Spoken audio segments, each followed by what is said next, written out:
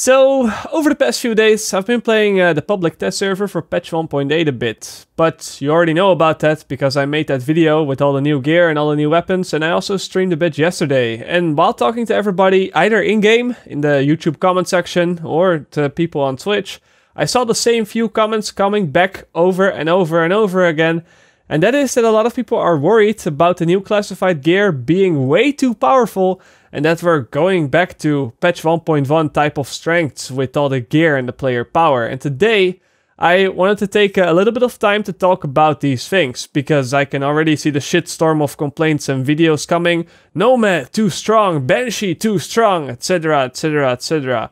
And I don't really think that's fair or true, to be honest with you.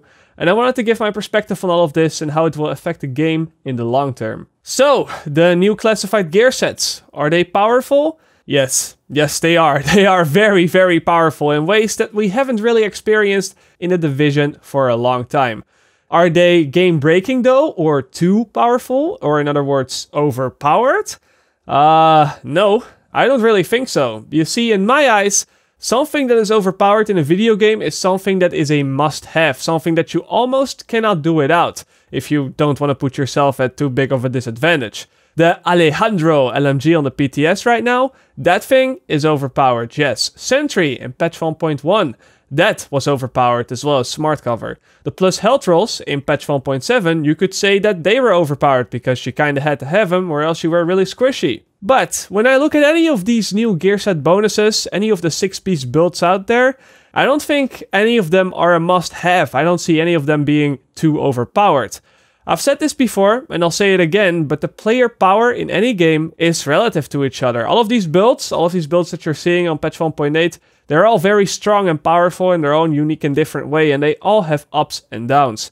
No build is bad, and no build is far above and beyond all of them. They're just good in different situations. So to put it in easy terms, if everything is overpowered, then nothing is overpowered. That's really what I think about it. To, for example, say that we're going back to patch 1.1 with all this gear being ridiculously strong, is, as I said, I don't think it's really fair, nor is it really true. When I look back at patch 1.1, I'm seeing the old Striker, the old Sentry, and the old Tactician. With Striker giving you 50% critical hit damage on the 3-piece. With Sentry marking enemies so that they take up to 52% extra damage from the whole team. And with Tactician's Authority literally doubling your skill power, making all of your skills that much stronger. All of these gear sets in patch 1.1 pushed the player's stats so far up in every single direction that they could be considered overpowered. And they were overpowered, but when I then look at the classified gear sets in patch 1.8, I don't really see that. We have, for example, the classified Fire Crest, which gives you a very powerful fire turret and some utility, but that's really all that it does. We have the classified Reclaimer, which has an insanely strong support station, but that's really all that you have, a support station. The Defense set, it gives you a really strong shield, but then you only have the shield. The Predator's Mark, it gives you a strong bleed effect, but it's only really a bleed effect. The Banshee, it gives you a lot more damage and higher rewards, but only when you're in the DZ and only when you're playing against rogue players and manhunt players. The Nomad, it has very high survivability, but then it lacks in damage or utility, and I can keep going and going and going, but I think that you're getting my point. All of these gear sets, they're strong, very strong, but they're only strong in one or two areas, and in my eyes, they all have very clear downsides as well. I don't see any of these gear sets being a must-have or something that you could call overpowered. But that doesn't mean that these classified gear sets will not have an impact on the game as a whole, because even though none of these gear sets are a must-have, these gear sets, they're going to change up the experience for everybody playing the game, whether you like it or not, especially when it comes down to PvP. You see, in the past, for the most parts, builds mattered a lot. Having a good build would put you ahead of someone without a good build. But it wasn't just a build that gave you an advantage, it was also a lot about player skill. If you, for example, went up against a player that had a build that was particularly good against yours, you would still be able to overcome that advantage that the other player had simply by being better. And with patch 1.8, that isn't going to go away completely, but it's definitely going to make the player skill matter a lot less. This is because of the way that the new classified gear sets are designed. As I just said, every gear set is really strong, but only in those one or two areas. A lot of builds are following the new Reclaimer trend, where you're putting all your eggs into one basket. which means that playing against someone that simply hard counters everything that is good about your build, it's going to be a lot more common. Just to put a few examples on paper here, let's say that you are a Predator's Mark player and you have that insane amount of bleed damage. And then you fight against someone with a Reclaimer build. Now the Reclaimer of course has the immune station, so he cannot be tagged with that bleed effect, and most of your damage comes from that bleed, so you simply cannot out DPS the healing that the support station provides. In this case, the Predator's Mark player will lose, and the same would go for a Firecrest player. If you meet a Reclaimer, well, then you're pretty much done. But then some high burst all-out Striker DPS player comes around the corner and the Reclaimer cannot kill him because the Striker has too much stamina and too much burst damage for the station to heal up. So then the Reclaimer player dies, but then the Striker player runs into a Nomad build. And the Nomad build is able to tank that high burst damage, so the Striker player doesn't have to sustain to fight a Nomad, and thus the Striker player dies. But wait, what's that? The Predator's Mark player just respawned?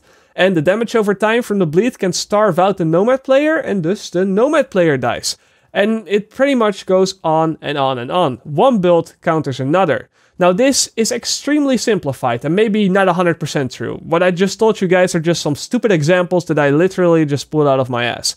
I know that there are a lot more things going into just two people fighting each other. I'm not an idiot, but what I'm trying to say is that if you are a solo player or maybe play duos a lot, you could be the best player in the world, but no matter what you do, in patch 1.8 you're eventually going to meet some players that you simply cannot kill, not because you're not good enough, but simply because his build is a straight up hard counter to yours, and there's nothing you're gonna be able to do about that. Unless, of course, you want to change your build after you die. That's the solution. For group players, this will also have a big effect on the game, because the game just became a lot more complicated and a lot deeper. For example, you can now combine builds together to boost each other's strengths and cover each other's weaknesses. I know that players have been doing that for a longer time already, but I'm talking about more than just using Combat Medic and using Vigorous with a healer. Group compositions are going to be playing a much bigger role than ever before, because you want to be able to hard counter as many things as possible, while being hard countered by as little things as possible. And with 15 classified gear sets eventually being added to the game, and with the Ninja Bike allowing you to mix and match any of those as you wish, and also with almost every stat roll on gear being a good pickup now, there are just so many possibilities to choose from. I myself, I got a lot of things prepared already with smart cover builds, station builds, and just crazy combinations altogether that I don't think people have already been thinking about. So for me, this made the game a whole lot more interesting as well. However, this is not why I made the video, to just tell you things, because now I also want to ask the question, is this what the general player base wants from the game moving forward?